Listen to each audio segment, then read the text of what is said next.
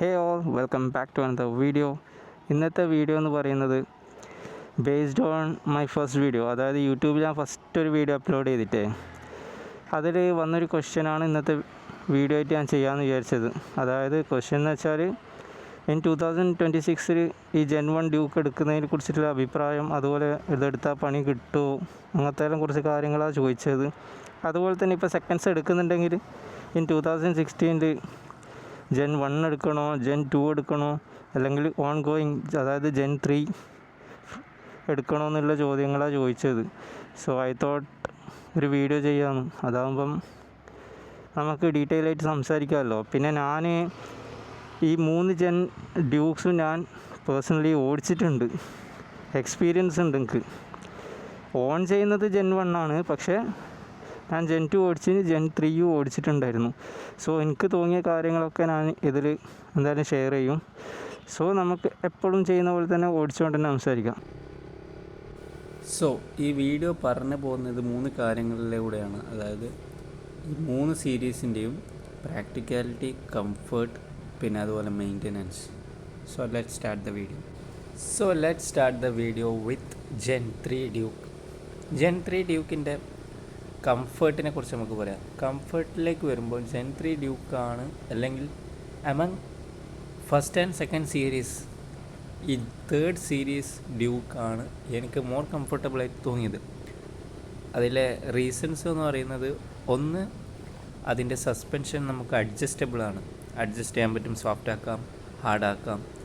So അത് bad roads വരുമ്പോൾ നമുക്ക് എന്താക്കും, നമ്മൾക്കൊരു ഹെൽപ്പ് ചെയ്യുന്നൊരു പോയിൻ്റാണത്. അതുപോലെ തന്നെ നല്ല ഹൈവേ സ്ട്രെയിറ്റ് ലൈൻ റോഡ് കിട്ടുമ്പം, അതുപോലെ കോർണറിങ് ചെയ്യാൻ പറ്റുന്ന റോഡ് കിട്ടുമ്പോൾ നമുക്ക് സസ്പെൻഷൻ ഹാർഡിലേക്ക് മാറ്റാം.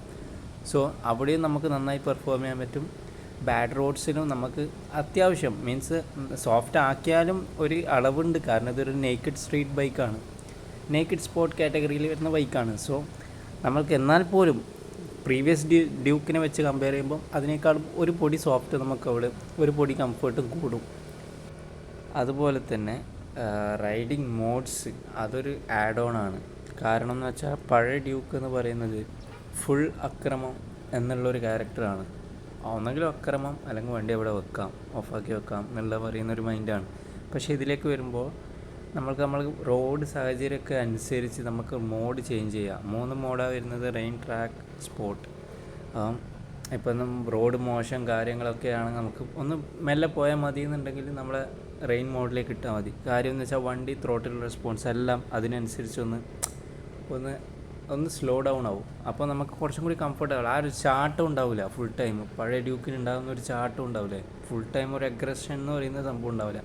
ഇനി അഗ്രഷൻ നല്ല റോഡൊക്കെ വന്നു കഴിഞ്ഞാൽ നമുക്ക് ട്രാക്ക് മോഡ് ഇടാം, മനസ്സിലായില്ലേ? സോ അതും നമ്മളെ കംഫർട്ടിനെ കുറച്ചും കൂടി ഹെൽപ്പ് ചെയ്യുന്നൊരു കാര്യമാണ്. സോ ഇത് രണ്ടുമാണ് എനിക്ക് മെയിനായിട്ട് കംഫർട്ടിൽ തോന്നിയത്. അതുപോലെ തന്നെ അടുത്തൊരു കാര്യം എന്ന് പറയുന്നത് ഇതിൻ്റെ ഹാൻഡ്ലിംഗ് ഡിപ്പാർട്ട്മെൻറ്റാണ്. ഹാൻഡ്ലിംഗ് ഡിപ്പാർട്ട്മെൻറ്റിലേക്ക് വരുമ്പോൾ മെയിനായിട്ട് എല്ലാ റിവ്യൂയിലും എല്ലാവരും പറഞ്ഞ ഒരു പോയിൻ്റ് തന്നെയാണ് എനിക്കും പറയാനുള്ളത്. അതായത് ഇതിൻ്റെ വെയിറ്റ്, അലോയ് വെയിറ്റ്, അതുപോലെ ന്യൂ ഷാസി, ഈ 2 കാര്യങ്ങൾ ഇതിൻ്റെ ഹാൻഡ്ലിംഗ് നന്നായിട്ട് ഇമ്പ്രൂവ് ചെയ്തിട്ടുണ്ട്. അതായത് ശരിക്കും മനസ്സിലായാലും എപ്പോഴെന്ന് വെച്ചാൽ കോർണർ ചെയ്യുമ്പോഴാണ് ഇത് കുറച്ചും കൂടി എഫേർട്ട്ലെസ് ആയിട്ട് നമുക്ക് കോർണർ ചെയ്യാൻ പറ്റും. അതുപോലെ തന്നെ നമ്മൾ ഈ സിറ്റിയിലൊക്കെ എടുക്കുമ്പോൾ നമ്മൾ ഫിൽട്ടർ ചെയ്ത് പോകില്ലേ, സോ അതൊക്കെ കുറച്ചും കൂടി ഈസിയാണ്, മനസ്സിലായില്ലേ? പിന്നെ അതുപോലെ ബാഡ് റോഡ്സ് വരുമ്പോൾ ഞാൻ നേരത്തെ പറഞ്ഞാണ് സസ്പെൻഷൻ അഡ്ജസ്റ്റ് ചെയ്യാൻ പറ്റുന്നത് കൊണ്ട് കുറച്ചും കൂടി കംഫർട്ടബിളാണ് ഹാൻഡ്ലിംഗ് കാര്യത്തിലേക്ക് വരുമ്പോൾ. നമുക്ക് വേണമെങ്കിൽ സോഫ്റ്റ് ആക്കി കഴിഞ്ഞാൽ ബാഡ് റോഡ്സ് വരുമ്പോൾ കുറച്ചും കൂടി ഒരു പൊടിക്ക് കംഫർട്ട് കൂടും comparing to other Dukes. So പിന്നെ നല്ല റോഡ് വരുമ്പോൾ ഹാർഡാക്കിയാൽ മതി. സോ കോർണറിങ് ഒക്കെ അന്യായ കോൺഫിഡൻസ് ആയിരിക്കും. സോ എല്ലാം കൂടി ഒരു അടിപൊളി എക്സ്പീരിയൻസ് ആണ് ഹാൻഡ്ലിങ്ങിലേക്ക് വരുമ്പോൾ. പ്ലസ് ഇതിന് ട്രാക്ഷൻ കൺട്രോൾ ഉണ്ട്, ABS ഉണ്ട്, കോർണറിങ് ABS ഉണ്ട്, അതുപോലെ തന്നെ ലോഞ്ച് കൺട്രോൾ ഉണ്ട്, പിന്നെ ക്രൂസ് കൺട്രോൾ ഉണ്ട്. ഇതൊക്കെ ഈ ക്രൂസ് കൺട്രോൾ ഫസ്റ്റ് വന്ന ബാച്ചിലില്ല. അതായത് 2024ലാണ് ഈ വണ്ടി ഇറങ്ങിയത്. 24ൽ സ്റ്റാർട്ടിങ് വേരിയൻറ്റിൽ ക്രൂസ് കൺട്രോൾ ഉണ്ടായിട്ട് അതിന് ശേഷം വരുന്ന വേരിയൻറ്റിലാണ് ക്രൂസ് കൺട്രോൾ സ്റ്റാർട്ട് ചെയ്തത്. സോ ഇതൊക്കെ ഉണ്ടായത് കൊണ്ട് തന്നെ വണ്ടി കുറച്ചും കൂടി ഹെൽപ്പ് ചെയ്യും റൈഡറിനെ, to protect the rider. Safety കുറച്ചും കൂടി കൂടുതലാണ്, മനസ്സിലായില്ലേ? അതുപോലെ റോ അല്ല മുൻ ജനറേഷൻ വെച്ച് നോക്കുമ്പോൾ. സോ അതൊരു നല്ല കാര്യമാണ്. പിന്നെ പ്രാക്ടിക്കാലിറ്റിയിലേക്ക് വരുമ്പോൾ കുറച്ചും കൂടിയും റിലയബിൾ ആയിട്ടുള്ളൊരു എൻജിനാണ് ഇത് തേർഡ് ജെൻ എന്ന് പറയുന്നത്.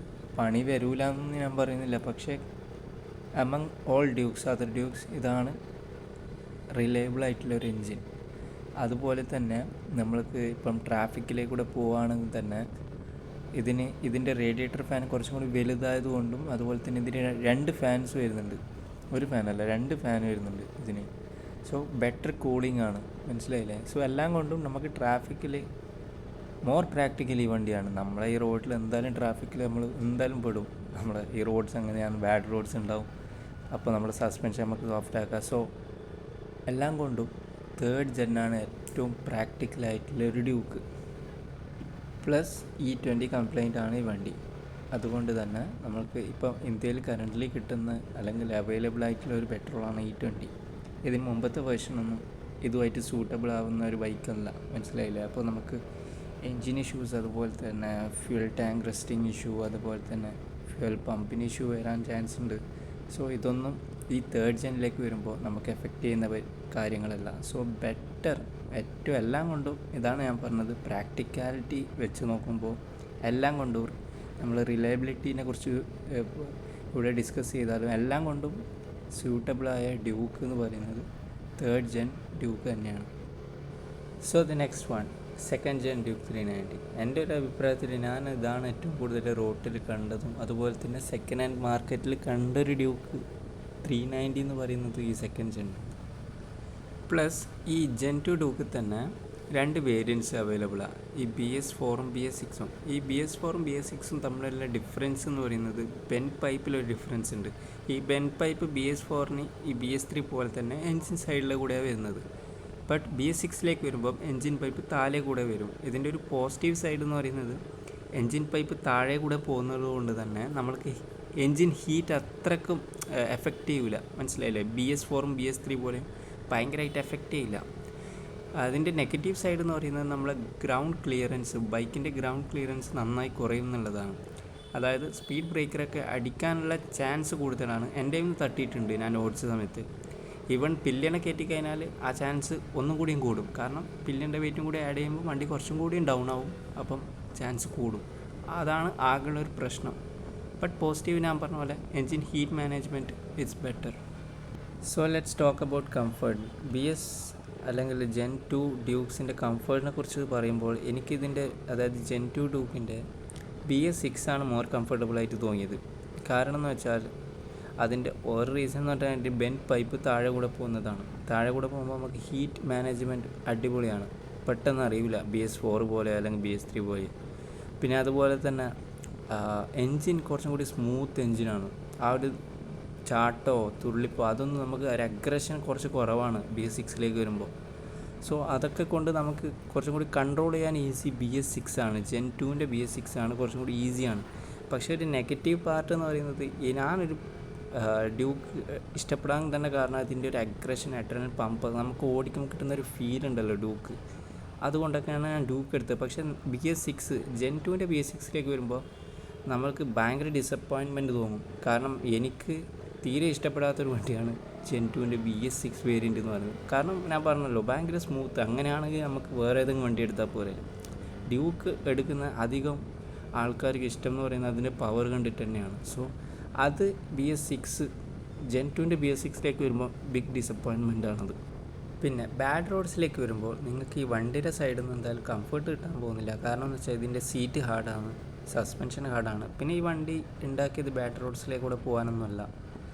സോ നിങ്ങൾക്ക് ബാഡ് റോഡ്സ്, ഓഫ് റോഡൊക്കെ എൻജോയ് ചെയ്യണമെങ്കിൽ ബെറ്റർ അഡ്വഞ്ചർ ബൈക്കാണ് ഏറ്റവും നല്ലത്. അതിൻ്റെ സീറ്റൊക്കെ നല്ല കംഫർട്ടബിളാണ്, ആ സസ്പെൻഷനൊക്കെ നല്ല സോഫ്റ്റാണ്. സോ ഡുവൽ പർപ്പസ് കാര്യങ്ങളൊക്കെ അതിനെ കൊണ്ട് നടക്കും. പിന്നെ റിലയബിലിറ്റി ഫാക്ടർ അല്ലെങ്കിൽ മെയിൻ്റനൻസ് പാർട്ടിലേക്ക് വരുമ്പോൾ ഏറ്റവും നല്ലത് ജെൻ 2ൻ്റെ BS6 വേരിയൻ്റ് എടുക്കുന്നതാണ്. അതാണ് കുറച്ചും കൂടി സ്റ്റേബിളായിട്ടുള്ളൊരു വണ്ടി. എന്ന് വെച്ച് പണി വരില്ല എന്നല്ല പറയുന്നത്. ഒരു ഡ്യൂക്ക് 390 സീരീസ് എടുക്കുമ്പോൾ എന്തായാലും നിങ്ങൾ അത്യാവശ്യം എക്സ്പെൻസ് കാണണം, കാരണം അതങ്ങനത്തെ ഒരു വണ്ടിയാണ്. സോ ഞാൻ കമ്പാരിറ്റീവ്ലി, അതായത് ജെൻ 2ൽ BS4 BS6 കമ്പയർ ചെയ്യുമ്പോൾ BS6 ആണ് മോർ റിഫൈൻഡ്, മോർ റിലയബിൾ ആയിട്ടുള്ളൊരു ബൈക്ക് എന്ന് പറയുന്നത്. മനസ്സിലായില്ലേ? Okay, so let's get into the last part, BS3 Duke 390. So ഇതിപ്പോൾ റീസെൻ്റ്ലി എന്നോട് 2-3 പേര് ചോദിച്ചിട്ടുണ്ടായിരുന്നു. സോ എനിക്ക് പറയാനുള്ളൊരു കാര്യം എന്ന് വെച്ചാൽ, നിങ്ങളിപ്പോൾ ഞാൻ പറയുന്നതിനേക്കാളും നിങ്ങൾ ഇപ്പം നെറ്റിലും കുറേ വീഡിയോസ് ഉണ്ടാവും. അത് കാണുന്നതിനെക്കാട്ടും ഏറ്റവും നല്ലത് നിങ്ങൾ തന്നെ ഒന്ന് ശരിക്കും ഒന്ന് എക്സ്പീരിയൻസ് ചെയ്യുക. നിങ്ങളുടെ നാട്ടിൽ ആരെങ്കിലും കയ്യിലുണ്ടെങ്കിൽ ഒന്ന് ടെസ്റ്റ് ഡ്രൈവ്. പക്ഷേ ഇത് ആൾക്കാർ ചോദിച്ചാൽ തന്നെ തരാൻ പേടിയുള്ളൊരു വണ്ടിയാണിത്. എന്നാൽ പോലും അത്രയ്ക്ക് ക്ലോസ് ആയിട്ടുള്ള ആരെങ്കിലും ഉണ്ട് ഒന്ന് ചോദിച്ചു നോക്കുക. പിന്നെ ഒന്ന് ടെസ്റ്റ് ഡ്രൈവ് ചെയ്ത് നോക്കുക കുറച്ച് സമയത്തേക്ക്. അതായത് നിങ്ങൾ ഒരു ഹൈവേയിലെ കൂടെ എടുത്ത് നോക്കാം, പിന്നെ ഒരു ബാഡ് റോഡ്സിലെ കൂടെ എടുത്ത് നോക്കാം. അതായത് അത്യാവശ്യം ഒരു കട്ടറുള്ള അങ്ങനത്തെ ഉള്ള റോഡ് ഉണ്ടാവില്ല, അതിലേ കൂടെ ഒന്ന് എടുത്ത് നോക്കുക. പിന്നെ അതുപോലെ തന്നെ നമ്മൾ ട്രാഫിക്കിലെ കൂടെ ഒന്ന് ഓടിച്ച് നോക്കുക. ഈ 3 കാര്യത്തിലെ കൂടെ തന്നെ നമുക്കൊരു അത്യാവശ്യം കുറച്ച് സമയം എടുക്കുമ്പോൾ തന്നെ കുറച്ചൊരു എക്സ്പീരിയൻസ് നമുക്ക് കിട്ടും ഈ വണ്ടിയിലെ കൂടെ. അതിനുശേഷം വേറൊരു കാര്യം നിങ്ങൾ അറിയേണ്ടതെന്ന് വെച്ചാൽ, ഇത് 2017 സ്റ്റാർട്ടിങ്ങിൽ തന്നെ ഇത് നിർത്തിയൊരു മോഡലാണ്. പിന്നെ അതിനുശേഷം BS4 ആണ് ലോഞ്ച് ചെയ്തത്, സെക്കൻഡ് ജെൻ.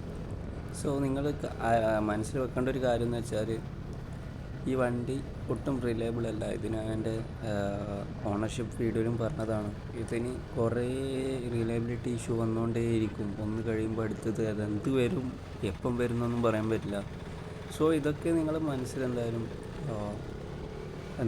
ഇങ്ങനത്തെയൊക്കെ വരും എന്നുള്ള കാര്യം ഓൾറെഡി ഒന്ന് അറിഞ്ഞ് ഇരിക്കുന്നത് നല്ലതാണ് വണ്ടി എടുക്കുന്നതിന് മുന്നേ തന്നെ.